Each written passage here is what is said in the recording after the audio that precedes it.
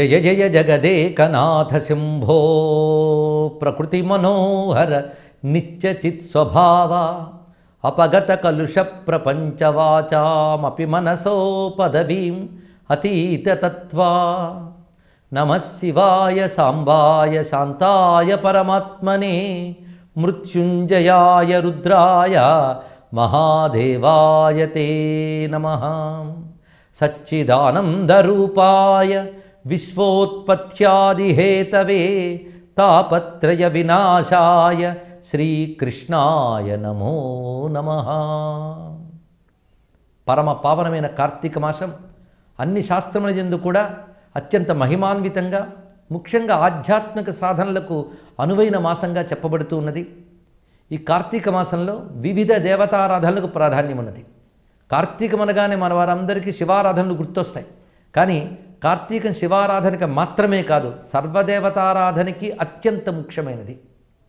విశేషంగా కార్తీక మాసానికి ఇంత ప్రాధాన్యానికి రావడానికి కారణం ఇది కృత్తికా నక్షత్రంతో కూడిన పూర్ణిమ నాడు వచ్చే మాసం కనుక దీనికి కార్తీకము అని పేరు వచ్చింది.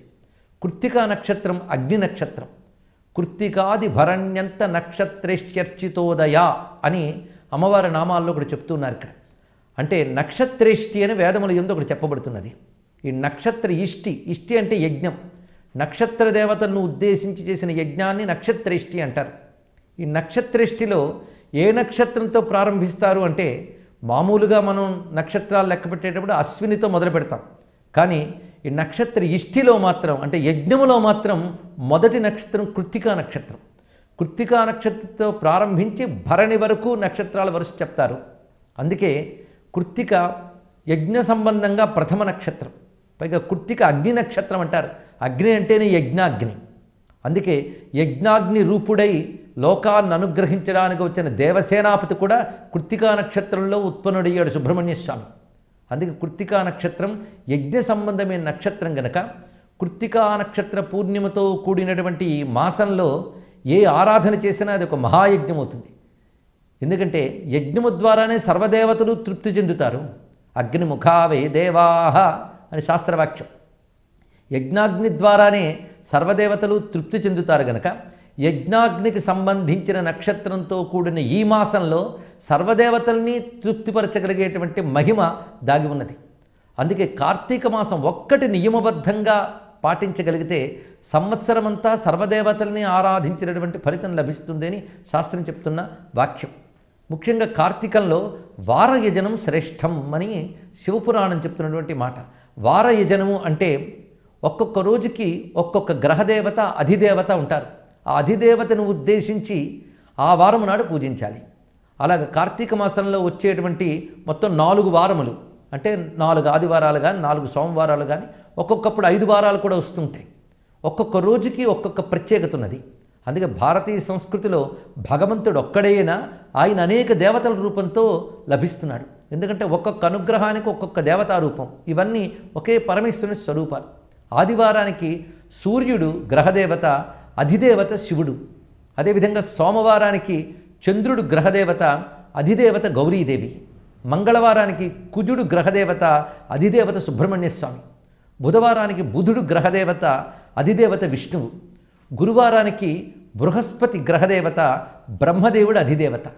శుక్రవారానికి శుక్రుడు గ్రహదేవత అయితే ఇంద్రుడు అధిదేవత అవుతున్నాడు. ఇంద్రునికి ఆరాధ్యదేవి అయినటువంటి ఐశ్వర్యదేవత మహాలక్ష్మి. త్రిలోక లక్ష్మే ఇక్కడ ఇంద్రుని అనుగ్రహించింది. అందుకే లక్ష్మీదేవిని ఆరాధించితే ఇంద్రుని ప్రసన్నత పొందినట్లే. ఇక శనివారం యముడు ప్రధానంగా అధిదేవతగా చెప్పబడుతున్నాడు, గ్రహదేవత శని. ఈ మొత్తం ఈ 7 రోజులు చేయవలసిన విధానాన్ని శాస్త్రం చెప్తోంది. ప్రతివాడు అన్ని గ్రహాలు అనుకూలించాలనుకున్నవాడు ఈ 7 రోజులు ఇప్పుడు చెప్పిన అధిదేవతను ఆరాధించాలి. ఏ రోజున ఏది ఆరాధిస్తే ఏది ఫలితము కూడా చెప్పారు. ఆదివారం కానీ శివారాధన చేస్తే ఆరోగ్యం బాగుంటుంది. సోమవారం గౌరీదేవిని ఆరాధిస్తే సంపదలు లభిస్తాయి. అదేవిధంగా మంగళవారం సుబ్రహ్మణ్య స్వామిని ఆరాధించినట్లయితే అతడికి వంశవృద్ధి జరుగుతుంది. బుధవారం విష్ణువుని ఆరాధిస్తే పుష్టి లభిస్తుంది. గురువారం గురువులను ఆరాధించాలి. బ్రహ్మదేవుడు గురువు. అందుకు గురువులను ఆరాధిస్తే బ్రహ్మని ఆరాధించినట్లే. అందుకు గురు పూజ ఉంది. కొందరు కలియుగంలో బ్రహ్మకు పూజలు లేవు అంటారు. ఇది కేవలం ఒట్టి మాట. గురు ఆరాధనే బ్రహ్మపూజ. బ్రహ్మదేవుడు మనందరి గురువు. అందుకు ఆ రోజు గురువులను ఆరాధిస్తారు గురువారం. ఇక శుక్రవారం నాడు మహాలక్ష్మిని కానీ అమ్మవారు ఏ రూపాన్నైనా ఆరాధన చేసినట్లయితే ధన్యులమవుతాం. ఇక శనివారం నాడు యముని స్మరించాలి. యమస్మరణ వల్ల యాతనలు పోతాయి. దానికి తోడు శనివారం నాడు దిక్పాలకులను పూజించడం ఒకటి, అటుపై రుద్ర ఆరాధన, విష్ణు ఆరాధన చెప్పబడుతున్నది. నాగదేవతల ఆరాధనకు కూడా శనివారం ప్రధానంగా చెప్పారు. ఈ 7 సంవత్సరంలో ప్రతివారు 7 రోజులు ఇవి చేయవచ్చు. కానీ కార్తీక మాసంలో 7 రోజులు కానీ చేసినట్లయితే, అంటే ఈ 7ంటిని ఇందులో వచ్చే ప్రతివారం ఆరాధన చేసినట్లయితే వారు ధన్యులవుతారు, విశేషమైన ఫలితం లభిస్తుంది. అందుకే గ్రహదోషాలు కూడా పోగొట్టుకోవడానికి అనువైన మాసం కార్తీక మాసం. కార్తీకంలో మరొక ప్రధాన అంశం దామోదర పూజ.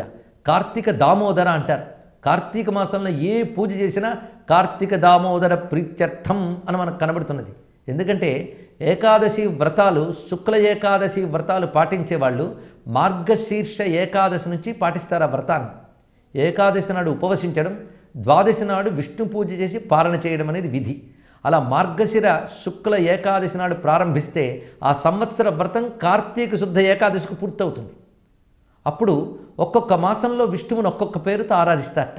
మార్గశీర్ష ఏకాదశి నాడు విష్ణువు కేశవ నామంతో చెప్పబడతాడు. తర్వాత పుష్యమాసంలో నారాయణ, అలాగే కేశవ, నారాయణ, మాధవ అంటూ వస్తూ 12వ నామం దామోదర అవుతుంది. అది సరిగ్గా కార్తీక మాసంలో దామోదర నామం వస్తున్నది. అందుకే కార్తీక మాసం దామోదర ప్రధానంగా ఉన్నది. దామోదరుడు అనే మాటకి సమస్త లోకములు తనలో కలవాడు అని వైదికార్థం. దామములు అనగా లోకము, ఉదరమనగా లోపలి భాగము. లోకములన్నీ లోపల కలవాడు దామోదరుడు, నారాయణుడు. ఇది ఒక అర్థం. ఆయన కృష్ణావతారం ఎత్తినప్పుడు యశోదమ్మ చేత రోటికి తాటితో కట్టబడ్డాడు ఆయన. అలాగే తాటితో బంధింపబడినటువంటి ఉదరము కలవాడు, దామమనగా త్రాడు. ఆ త్రాడుతో బంధింపబడినటువంటి ఉదరము కలవాడు కనుక దామోదరుడు. ఈ లీల ఈ మాసంలో స్మరించుకోవాలి. అందుకు విశేషించి దామోదర లీల భాగవతంలో చాలా ప్రధానంగా చెప్తారు. ఆ దామోదరునికి ప్రీతిపాత్రమైనటువంటి మాసం ఇది. ఇక్కడ గమనించవలసిన అంశం ఏంటంటే, కృష్ణ పరమాత్మని యశోదమ్మ బంధించింది. కృష్ణుడిని బంధించడం అంత తేలిక. భక్తి ఒక్కటే భగవంతుడిని కట్టి పెట్టగలదు, ఇంకెవ్వరూ కట్టలేరు. అందుకే చిక్కడు క్రతువుల వ్రతముల, చిక్కడు దానముల, శౌచశీల తపములన్, చిక్కడు యుక్తిని భక్తికి చిక్కిన క్రియ అచ్యుతుండు అంటాడు ప్రహ్లాదుడు. అందుకు మౌనులు కానీ, మహాత్ములు కానీ, దేవతలు కానీ పరమాత్మని కట్టలేకపోయారు. భక్తి స్వరూపిడిని యశోదమ్మ కట్టగలిగింది. అందుకే ఎవరూ బంధించలేని పరమాత్మను బంధించగలిగింది యశోదమ్మ. అలాగా అమ్మ చేత రోటికి కట్టబడ్డ పరమాత్మ ఆ రోటిని ఈడ్చుకుంటూ వెళ్ళి 2 మద్ది చెట్ల మధ్యలోంచి వెళ్ళేట. వెళ్ళి ఆ తాడు పట్టి లాగ్గానే ఆ రోటికి తగిలిన 2 చెట్లు కూలిపోయి శాపగ్రస్తులై అంతవరకు ఉన్న నలకోబర మణిగ్రీవులైన యక్షపుత్రులు తమ దివ్య రూపాన్ని ధరించి పరమాత్మ నమస్కరించి తన దివ్యధామానికి చేరుకున్నారట. ఈ లీలలో ఉన్న గొప్పతనం ఏంటంటే, తాను అమ్మ భక్తికి బంధింపబడి శాపబంధనంలో ఉన్న ఇద్దరికి మోక్షం కలిగించాడు. ఒకరి బంధనం విడిపించుకోవడం కోసం తాను బంధితుడు వెళ్ళాడు పరమాత్మ. అది దామోదర లీలలో ఉన్న ప్రత్యేకత. అందుకు దామోదర లీల స్మరిస్తేనే కర్మబంధములు తొలగుతాయి, భక్తికి భగవానుడు సులభంగా లభిస్తాడనే భావం ఇందులో ఉన్నది. ఆ దామోదర లీలని ఈ రోజున స్మరించడం, ఆ విధంగా రోటికి కట్టబడ్డటువంటి కృష్ణ పరమాత్మని కార్తీక మాసాల్లో ధ్యానించడం అనేది ఒక విధి. రుదంతం ముహుర్నేత్ర యుగ్మం సృజంతం కరాంభోజ యుగ్మేన సాతంక నేత్రం ముహుశ్వాసకంపత్రిరేఖాంక కంఠం స్థితం నౌమి దామోదరం భక్తవంద్యం అని దామోదర స్తుతి ప్రసిద్ధిగా శాస్త్రమందు కనబడుతున్నది. ఆ రోటికి కట్టబడి వెళుతున్న కృష్ణ పరమాత్మ దొంగ ఏడు పేడుస్తూ తన ముంజేతులతో కళ్ళు నులుముకుంటూ చుట్టూ గమనిస్తున్నట్ట. మధ్య మధ్యలో ఆ అభినయంగా ఏడుస్తున్నటువంటి సమయంలో ఆ కంఠం పైకెత్తి యగశ్వాస తీస్తున్నప్పుడు కంఠం మీద 3 రేఖలు కూడా కనబడుతున్నాయట. అలా వెళుతున్న కృష్ణ పరమాత్మని ధ్యానించిన ఒక యోగం. అందుకే ఇది దామోదర మాసం అని చెప్తారు. ముఖ్యంగా ఈ మాసం బృందావన మాసం అని కూడా ఒక ప్రసిద్ధి ఉన్నది. కార్తీక మాసం బృందావన క్షేత్రంలో ఉంటూ కృష్ణ ఆరాధన చేసుకోవాలి. అది కూడా రాధాకృష్ణ ఆరాధన చేయాలి. అందుకు కార్తీక మాసానికి బృందావన క్షేత్రానికి అనుబంధం ఉన్నది. ఈ మాసమంతా కూడా గోపాలకుడైన కృష్ణ పరమాత్మను ఉపాసించాలి. బృందావనంలో సంచరిస్తూ అద్భుతమైన లీలలు చేసినటువంటి పరమాత్మను ఆరాధన చేస్తారు. అయితే మనం బృందావనం వెళ్ళలేకపోయినా భావనతో బృందావనాన్ని ఆరాధన చేయాలి. అది కార్తీక మాస శుద్ధపాడ్యం మొదలుకుని చివరి వరకు కూడా ఆరాధన చెప్తారు. అందుకే కార్తీక శుద్ధ పాడ్యమికి గోవర్ధన పూజ అని చేస్తారు ఇక్కడ. మొదటిగా బృందావన క్షేత్రంలో ఉన్న గోవర్ధనాన్ని పూజించడం. నేటికి కూడా ఈ తిథి నాడు అనగా కార్తీక శుద్ధ పాడ్యమి నాడు గోవర్ధన పూజ చాలా వైభవంగా జరుగుతుంది బృందావనంలో. అనేక లక్షల మంది గోవర్ధన పరిక్రమ చేస్తారు, ఆరాధన చేస్తారు. అదొక మహోత్సవం. వీలైతే అక్కడికి వెళ్ళి ఆరాధించాలి. అలా చేయలేని పక్షంలో తులసి చెట్టుకి పక్కన ఆవు పేడని చిన్న గుట్టలాగా చేసి అదే గోవర్ధనగిరిగా భావన చేసి ఆ గోవర్ధనాన్ని బృందావనంలో విష్ణుస్వరూపంగా ఉన్న పర్వతము గోవర్ధనము, అలాగే బ్రహ్మస్వరూపంగా ఉన్నది బ్రహ్మగిరి బర్సానా అని చెప్పబడుతున్నది, శివస్వరూపంగా ఉన్నది నందగోకులం అని చెప్పబడుతున్న ప్రాంతంలో ఉన్న నందగిరి. ఇప్పుడు గోవర్ధనం విష్ణుగిరి.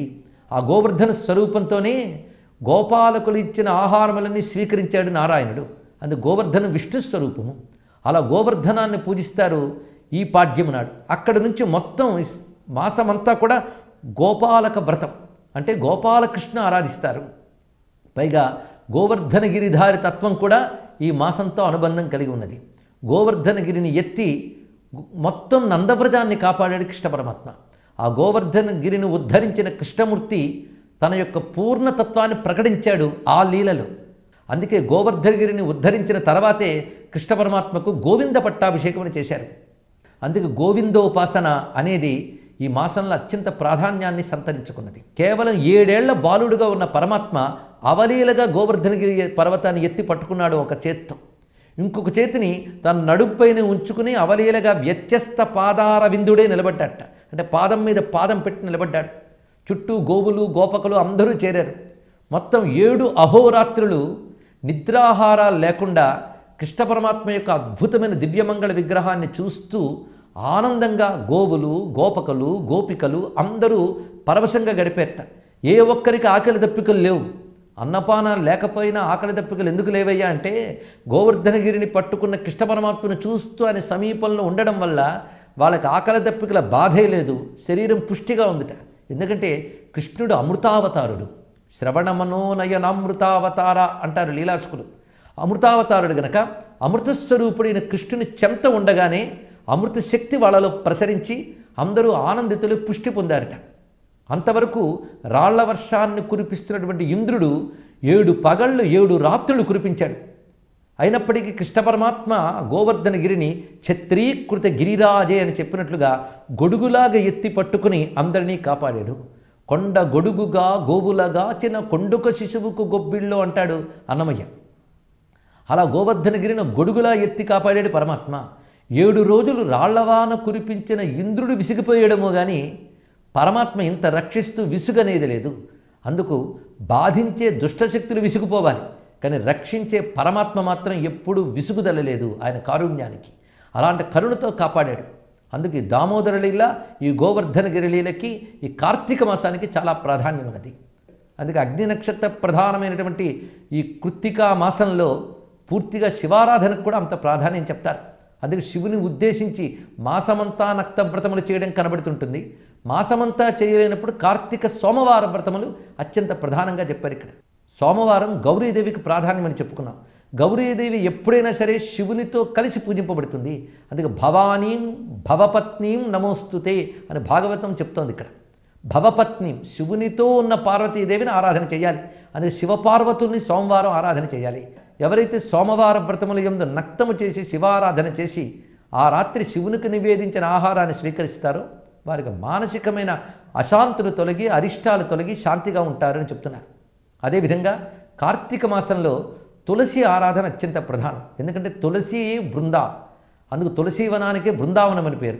అందుకు బృందావనానికి వెళ్ళలేనప్పుడు తులసివనంలో ఆరాధించుకోవాలి నారాయణుని. అందుకే తులసి చెట్టు దగ్గర దీపం పెట్టినప్పటికి కూడా కార్తీక మాసం అత్యంత ఫలితాన్ని ఇస్తున్నది. అదేవిధంగా ధాత్రి వృక్ష ఆరాధన ఇదొకటి ప్రధానం.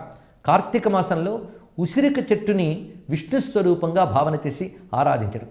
అందుకే ధాత్రి విష్ణు కళ్యాణం కూడా చేస్తారు కార్తీక శుద్ధ ద్వాదశి నాడు. దీనికి క్షీరాబ్ది ద్వాదశి అని పేరు. ఈ కార్తీక మాసంలో వచ్చేటువంటి ఏకాదశి అత్యంత ప్రధానమైనది. దీన్ని ప్రబోధ ఏకాదశి అని కూడా చెప్తారు. ఆ కార్తీక ఏకాదశి వ్రతం చేసి ద్వాదశి నాడు పారణ చేసిన తర్వాత ఆ రాత్రిపూట తులసి చెట్టు ఉసిరిక చెట్టు సమీపంలో విష్ణు ఆరాధన చేయాలి. అయితే కొంతమంది తులసి చెట్టులో ఉసిరికి కొమ్మని విరిచి పెడుతూ ఉంటారు, అది దోషం. ఇది తెలుసుకోవాలి. మొత్తం కార్తీక మాసంలో ఉసిరిక కొమ్మని తెంచరాదు, రెమ్మని తుంచరాదు అని చెప్తారు. అందుకు ఉసిరికని విరిచితే దోషం, అందుకే కొమ్మలు పెట్టి పూజించరాదు.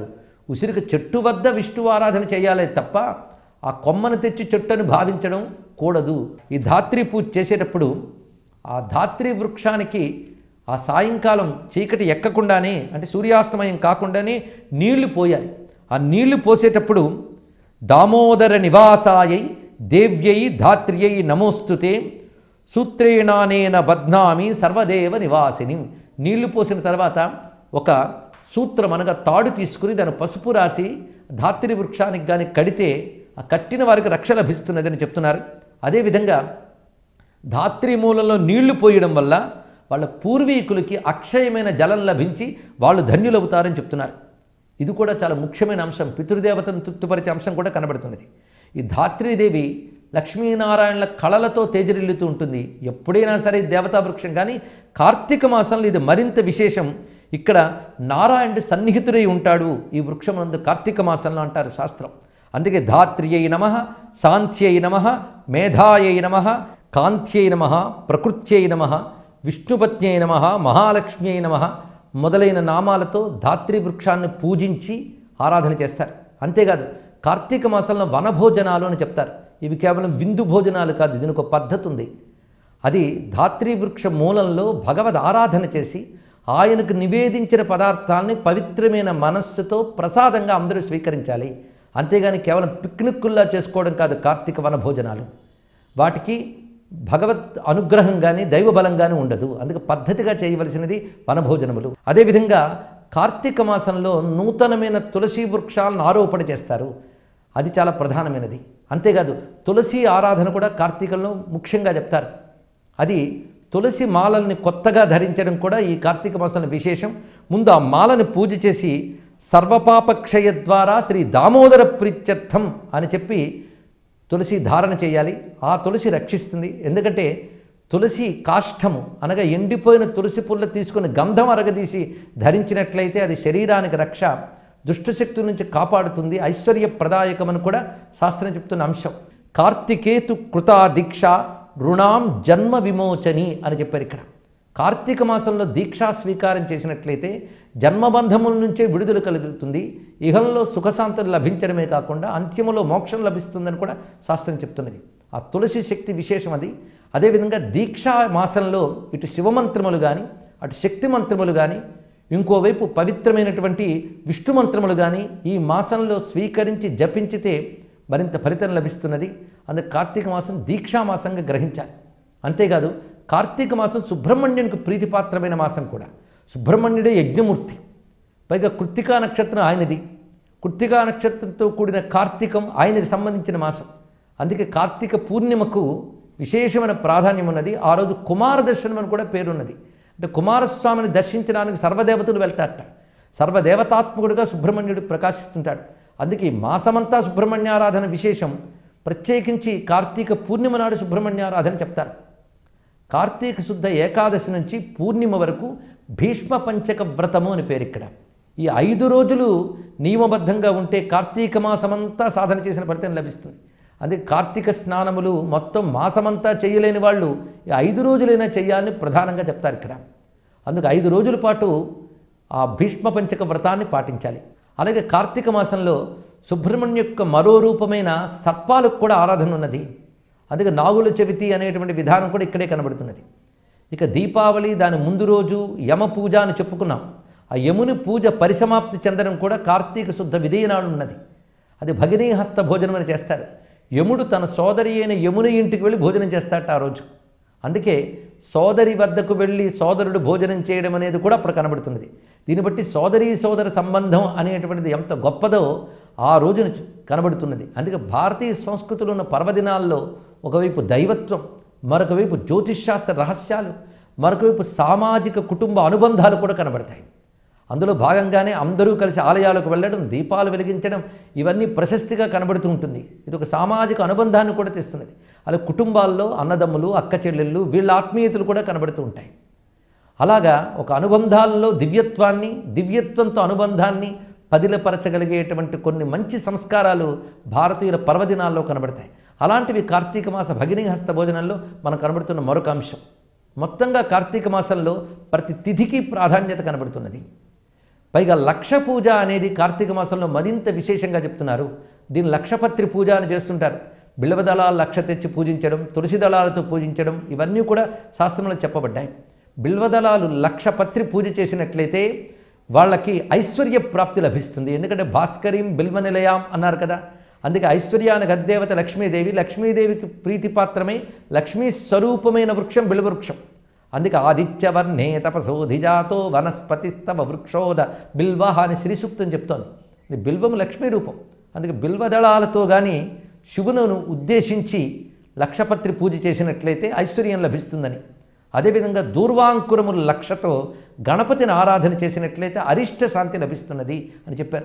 అలాగే తులసి దళాలు లక్షతో విష్ణువును ఆరాధించినట్లయితే విష్ణు అనుగ్రహం లభిస్తుంది. ఇక యవ, గోధుమ, ధాన్యములు ఇవి కూడా లక్ష సంఖ్యలో ఆరాధించవచ్చు. అంటే వీటిని నామములతో పూజించడం, ధాన్య పూజ కూడా శాస్త్రపరంగా చెప్పబడింది. ఇలాగ లక్ష ధాన్య పూజ కూడా విశేషమైన ఐశ్వర్యాన్ని, సంపదల్ని ఇస్తుంది, లోకక్షేమానికి సహకరిస్తుంది. ఇలా వివిధములైన పూజా విధానాలు ఈ మాసంలో చెప్పబడుతున్నాయి.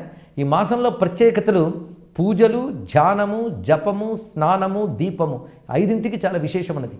అర్చనలకి ప్రాధాన్యం ఉన్నది, జపానికి ప్రాధాన్యం ఉన్నది. ఇక ధ్యానాదులకు కూడా కార్తీక మాసం చాలా విశేషం. ఎందుకంటే జ్ఞానమాసం ఇది ప్రధానంగా. అందుకే చాతుర్మాస్యాలు, జ్ఞానమాసములు వేదాంత శాస్త్రమునకు విచారణకు కూడా అనువైన కాలం ఇది. అదే కార్తీక మాసం జ్ఞానమాసం కూడా. ముఖ్యంగా కార్తీక పూర్ణిమ వ్యాస పూర్ణిమల్లో ఒకటిగా చెప్పబడుతున్నది. ఆషాఢ పూర్ణిమతో మొదలై వరుసగా వచ్చినటువంటి పూర్ణిమలు శ్రావణ పూర్ణిమ, భాద్రపద పూర్ణిమ, ఆశ్వయుజ పూర్ణిమ, కార్తీక పూర్ణిమ. ఈ కార్తీక పూర్ణిమ మళ్ళీ కృష్ణ ప్రధానమైనటువంటి పర్వంగా భావించవచ్చు. ఇందులో రాధాకృష్ణ తత్వాన్ని ఆరాధన చేస్తారు. కార్తీక పూర్ణిమ నాడు రాధాదేవి, కృష్ణ పరమాత్మ వీరు ఉభయుల్ని ఆరాధన చేసినట్లయితే వారి కృష్ణానుగ్రహం లభిస్తున్నది. ముఖ్యంగా బృందావనంలో దీన్ని రాస పూర్ణిమ అంటారు. మహారాస అని రాసలీలకు సంబంధించిన శరత్పూర్ణిమ ఇదే. కనుక ఈ రోజున కానీ చేసే ధ్యానము, రాధాకృష్ణ ధ్యానము, పూజ, ఆరాధన ఇవన్నీ విశేష ఫలితాన్ని కలిగిస్తాయి. అందుకు విష్ణు, శక్తి, శివ ముగ్గురికి ప్రీతికరమైనటువంటి, సర్వదేవతలకి ఆనందకరమైన ఈ కార్తీక మాసం భారతదేశానికి క్షేమం కలిగించుగాక, ధర్మవృద్ధి కలిగించుగాక. సర్వం శ్రీ కార్తీక దామోదర చరణారవిందార్పణమస్తు.